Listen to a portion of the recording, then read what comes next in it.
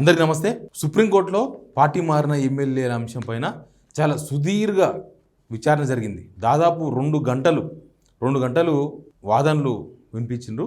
ఈరోజు BRS party తరపున advocate, ఆయన సీనియర్ అడ్వకేట్, ఆయన వాదన వినిపించిండు. ఇక స్పీకర్ ఆఫీస్ అంటే సెక్రటరీ ఏమో ఆల్రెడీ నిన్న సుప్రీంకోర్టులో అఫిడవిట్ వేసిండు. తర్వాత స్పీకర్ ఏమో లేదు, నాకు ఇంకా కొద్దిగా టైం కావాలి అఫిడవిట్ వేయనికే, ఎందుకంటే వీళ్ళందరికీ నోటీస్ ఇచ్చారు కదా అప్పుడు లాస్ట్ హియరింగ్, కాబట్టి నాకు ఇంత టైం కావాలి అని సుప్రీంకోర్టుని అభ్యర్థించారు. స్పీకర్ తరఫున అడ్వకేట్ టైం ఇచ్చిండ్రు. ఏప్రిల్ 2 టైం, మళ్ళీ నెక్స్ట్ టైం ఏప్రిల్ 2 లోపు ఆయన కూడా వాదన, స్పీకర్ వాదన కూడా వినిపించాలి. తర్వాత ఈ వీళ్ళు కూడా 10 మంది కూడా టైం అడిగినారు. మాకు ముగ్గురు వేసారు అఫిడవిట్. ముగ్గురు ఎవరు? ఒకటి గద్వాల ఎమ్మెల్యే కృష్ణమోహన్ రెడ్డి నిన్న వేసిండు. సేమ్ వీళ్ళు ఏం చెప్పిండ్రో, మేము కాంగ్రెస్లో లేము, బీఆర్ఎస్లోనే ఉన్నాం, కొంతమంది కావాలని సోషల్ మీడియాలో నేను కాంగ్రెస్ ఉన్నట్టు పెడుతున్నారు, అయితే నా ట్విట్టర్ చూసుకోండి అన్నాడు. ఆయన ట్విట్టర్ రియల్గా కూడా చూసినా నేను. ఆయన కాంగ్రెస్లో ఏరిన ఫోటోలు అవే పెట్టుకున్నాడు, మొత్తం గీపీలు అన్ని స్క్రీన్ మీద చూడండి ఒకసారి, అవే ఉన్నాయి. అయితే ఏం జరిగినాయి అంటే, ఆర్యవన్ సుందరం అనే ఒక సీనియర్ సుప్రీంకోర్టు అడ్వకేట్ బీఆర్ఎస్ తరఫున వాదన వినిపించిండు. ఆయన ఎక్స్పర్ట్ ఇట్లాంటి కేసులలో. ఆర్యవన్ సుందరం ఫస్ట్ నుంచి ఆయనే వాదన వినిపిస్తుంది సుప్రీంకోర్టులో.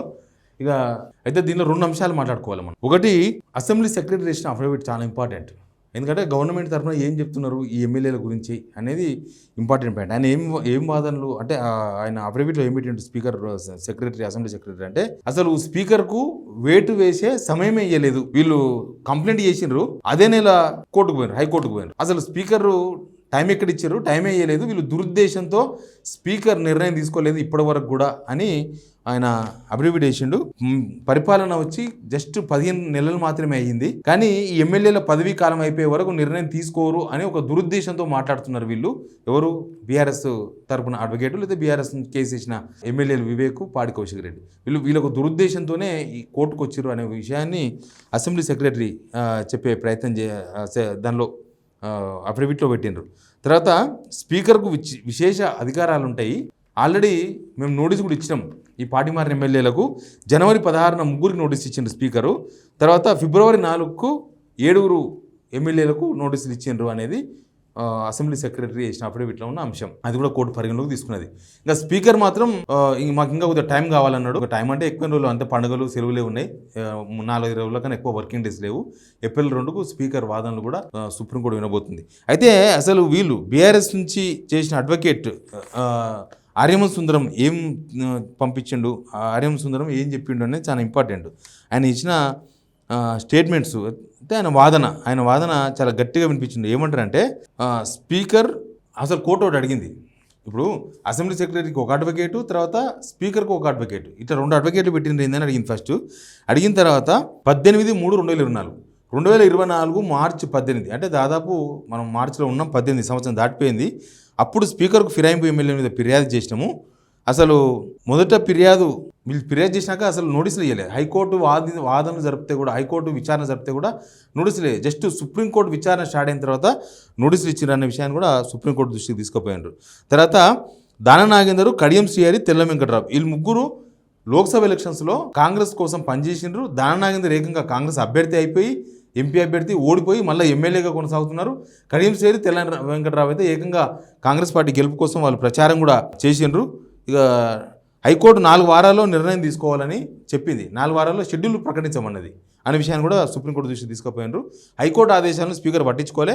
జనవరిలో పార్టీ మారిన ఎమ్మెల్యేలకు స్పీకర్ నోటీస్ ఇచ్చారు. అదే సుప్రీంకోర్టు ఇన్వాల్వ్ అయిన తర్వాతనే నోటీసులు ఇచ్చిన విషయం కూడా ఆర్యవన్ సుందరం తీసుకుపోయినారు. పార్టీ ఫిరాయింపులపై స్పీకర్కు ఫిర్యాదు చేసి ఏడాది పూర్తయింది. మార్చి 18కు పూర్తయింది. ఇక వీళ్ళ తరఫున అసెంబ్లీ సెక్రటరీ వాళ్ళ తరఫున ముకుల్ రోహిత్కి స్పీకర్ తరఫున వాదనలు ఇప్పించిండు. ఆయనే టైం అడిగిండు. స్పీకర్ వాదనలు లేదా స్పీకర్ అఫిడవిట్కి ఇంకా కొంత టైం కావాలి అంటే ఏప్రిల్ 2కు తీసుకుపోయినారు. 3 ఎమ్మెల్యేల మీద వేరువేరుగా ఫిర్యాదు చేసిన, ఫస్ట్ 3 ఎమ్మెల్యేలు కదా, కడియం శ్రీహరి, దానం నాగేందర్, తెల్ల వెంకట్రావు, ఇలా 3 మీద విడివిడిగా ఫిర్యాదు చేసినా కనీసం స్పందించలేదు, పట్టించుకోలేదు, కనీసం నోటీస్ కూడా ఇవ్వలేదు. ఒక ఎమ్మెల్యే లోక్సభలో పోటీ చేసి ఓడిపోయిండు, ఆయనే దానం నాగేందర్. అయితే సుప్రీంకోర్టు పిటిషన్ దాఖలు చేసి విచారణ సందర్భంగా ధర్మాసనం కొన్ని వ్యాఖ్యలు చేసిన తర్వాత నోటీసులు ఇచ్చిండ్రు. ఏడాది ఫిబ్రవరి 13న 3 వారాల్లో రిప్లై ఇవ్వాలని స్పీకర్ నోటీస్ ఇచ్చారు మొన్న.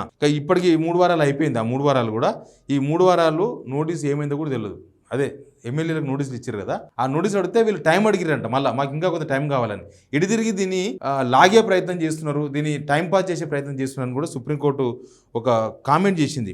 సుప్రీంకోర్టు చాలా కీలకమైన కామెంట్ చేసింది. స్పీకర్ క్వాషీ జ్యుడిషియరీ అధికారులతో ఉన్నారు, రాజ్యాంగ పరిరక్షణకు కట్టుబడి ఉండాలి, రాజ్యాంగ పరిరక్షణ కల్పించిన హక్కులు అధికారాలను కూడా పరిరక్షించాల్సిన బాధ్యత స్పీకర్ మీద ఉంది. ఎంత పెద్ద మాట అన్నది స్పీకర్ని. ఒకవేళ అది జరగలేదు అని భావిస్తే హైకోర్టు సుప్రీంకోర్టు ఆశ్రయించడానికి కూడా రాజ్యాంగం అవకాశం కల్పించింది కాబట్టి మేము వచ్చినామని చెప్పిండు సుందరం. అలాంటి సందర్భంలో రాజ్యాంగ పరిరక్షణ కోర్టు జోక్యం చేసుకోవచ్చు. స్పీకర్ క్వాషీ జ్యుడిషియరీ అధికారులతో ఒక ట్రిబ్యునల్ గా స్పీకర్ వ్యవహరించాలి. అంటే ట్రిబ్యునల్ మాత్రమే, అంటే సుప్రీంకోర్టును దాటి కాదు, సుప్రీంకోర్టు అండర్లోనే వీళ్ళంతా పనిచేయాల్సి ఉంటుంది.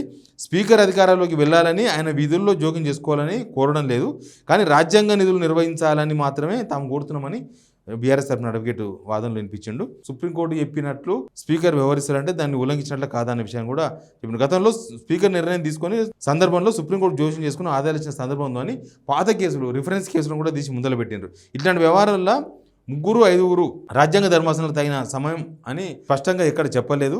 అలాంటప్పుడు తాము వాటిని ఎట్లా కాదనగలం, ఉన్నత ధర్మాసనాల తీర్పునకు తిరిగి ఎట్లా రాయగలమని జస్టిస్ బిఆర్ గవాయ్ ఆయన చీఫ్ జస్టిస్ చేసిన కామెంట్ ఇది. ఇట్లా మొత్తం మీద అయితే వాదనలు జరిగినాయి. జస్ట్ బీఆర్ఎస్ అడ్వకేట్ మాత్రమే వాదనలు వినిపించాడు. ఇక నెక్స్ట్ ఏప్రిల్ 2న స్పీకర్ తరఫున అడ్వకేట్ కూడా వాదనలు వినిపిస్తాడు. అయితే దీనిలో కొన్ని లాజిక్ పాయింట్స్ మాత్రం మిస్ అవుతున్నట్టు కనిపిస్తుంది. ఇప్పుడు ఏంది, అఫిడవిట్లు వేసిన వాళ్ళు ఎవరు, ఎమ్మెల్యేలు, గద్వాల ఎమ్మెల్యే కావచ్చు, లేదా పటాన్చెరు ఎమ్మెల్యే కావచ్చు, రాయనగర్ ఎమ్మెల్యే కావచ్చు, షేరింగపల్లి ఎమ్మెల్యే కావచ్చు, వీళ్ళు ఎవరైతే అఫిడవిట్ వేసినారో వాళ్ళు ఏమైనా అఫిడవిట్ వేసినారు, అసలు మేము కాంగ్రెస్లో ఏరలేదు, మేము బీఆర్ఎస్లో ఉన్నామన్నారు. కానీ ఇక్కడ ఒక లాజిక్ పాయింట్ ఏంటంటే, ఒకవేళ వీళ్ళు బీఆర్ఎస్లో ఉంటే బీఆర్ఎస్ ఎందుకు కోర్టుకు పోయింది, ఎందుకు స్పీకర్కు ఫిర్యాదు చేసింది? వాళ్ళ పార్టీ ఎమ్మెల్యేల మీదే వాళ్ళు ఫిర్యాదు చేయరు కదా. వాళ్ళకు ఉన్నది మొత్తం 38 మంది ఎమ్మెల్యేలు.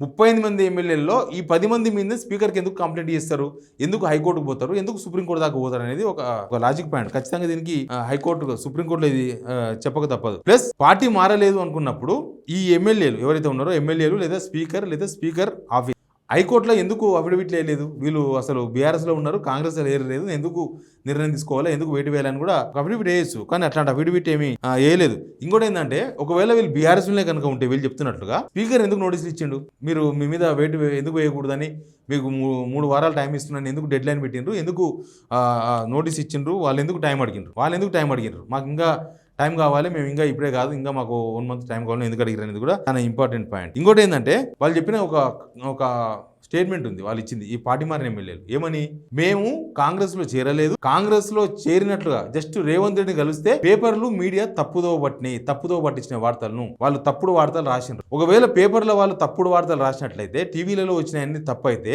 వాళ్ళు మరుసటి రోజు ఒక ప్రెస్ మీట్ పెట్టి ఖండించాలి కదా, మేము అసలు చేరలేదు, మేము రేవంత్ రెడ్డిని జస్ట్ గౌరవపూర్వకంగా కలిసినాం, మరి ఎందుకు ఈ పేపర్లో ఈ వార్తలు వచ్చినాయి అని అవసరమైతే ఖండించాలి కదా. ప్లస్ అవసరమైతే ఆ పేపర్ల మీద, ఆ టీవీ ఛానళ్ల మీద, ఎక్కడ సోషల్ మీడియా వస్తే ఆ సోషల్ మీడియాల మీద కేసులు వేయాలి. ఎమ్మెల్యేలు కేసులు వేసిర్రా, వేయలేదు. అది కూడా పోయింది.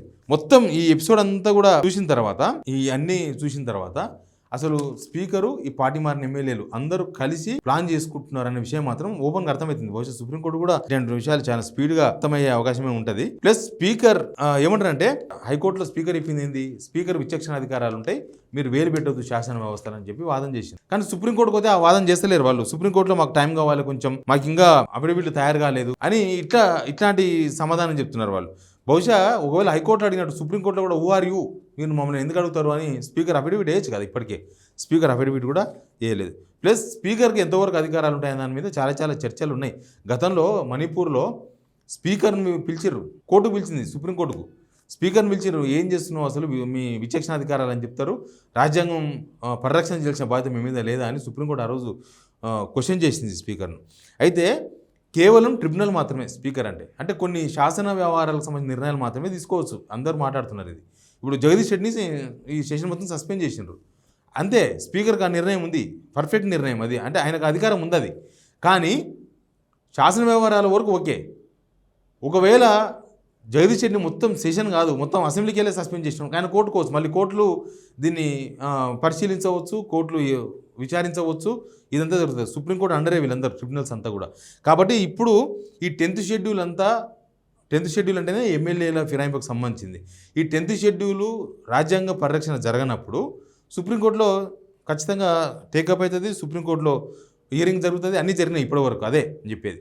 ఎనీవే నాకు తెలిసి నేను అనుకుంటున్నా ఏదో రోజు ఒక ల్యాండ్ మార్క్ తీర్పు వస్తుంది. వీళ్ళు ఇట్లే డిలే చేస్తూ ఉంటే, వీళ్ళు ఇట్లే సుప్రీంకోర్టులో ఒక డ్రామాను నడిపిస్తే, స్పీకర్ ఆఫీస్ అయినా, స్పీకర్ అయినా, లేకపోతే ఎమ్మెల్యేలైనా, పార్టీ మారిన ఎమ్మెల్యేలు, వీళ్ళంతా కనుక ఈ ఒక డ్రామాను, ఒక స్కిట్ను కనుక ప్లే చేయాలని చూస్తే సుప్రీంకోర్టు ఖచ్చితంగా ఒక ల్యాండ్ మార్క్ తీర్పు, ఒక సంచలనమైన తీర్పు ఇచ్చే అవకాశం అయితే లేకపోలే. ఎందుకంటే సుప్రీంకోర్టు అన్ని చూస్తుంది, ఇక్కడ ఏం జరుగుతుంది, అసలు ఏం చెప్తున్నారు, వీళ్ళు ఏం చేస్తున్నారు, ఏం జరిగింది, ఏం జరుగుతుంది, ఏం కంప్లైంట్ వచ్చింది, వీళ్ళు ఏం సమాధానం చెప్తున్నారు అనే దానిపైన సుప్రీంకోర్టు కూడా ఖచ్చితంగా పరిశీలిస్తుంది కదా, వాళ్ళ దృష్టిలో కూడా ఉంటుంది వ్యవహారం. కాబట్టి ఖచ్చితంగా ఈ కేసుల విషయంలో ల్యాండ్ మార్క్ అంటే ఇక అది దేశానికే ఒక సూచన అనమాట. ఏమన్నా పార్టీ ఎమ్మెల్యే ఎప్పుడన్నా మారితే ఇక ఎట్లా ఉంటుంది నిర్ణయం అనేది సుప్రీంకోర్టు ఒక తీర్పు ఇచ్చే అవకాశం అయితే చాలా క్లియర్గా కనిపిస్తుంది. ఏం జరుగుతుందో మనం కూడా చూద్దాం. కానీ 10 మంది ఎమ్మెల్యేలు అయితే గజగజ వణుకుతున్నారు, సుప్రీంకోర్టు ఎప్పుడు ఏమంటుందో, ఏం చేస్తుందో, ఎట్లెట్టుంటుందో అని. ఇక్కడనేమో స్పీకర్ సుప్రీంకోర్టు ఏమైనా డైరెక్షన్ చేస్తే చూద్దాం, లేకపోతే మనం ఇట్లే టైంపాస్ చేద్దామన్న ఒక కోణం అయితే ఇక్కడ వీళ్ళలో కూడా కనిపిస్తుంది. ఏం జరుగుతుందో చూద్దాం. Please subscribe signal TV.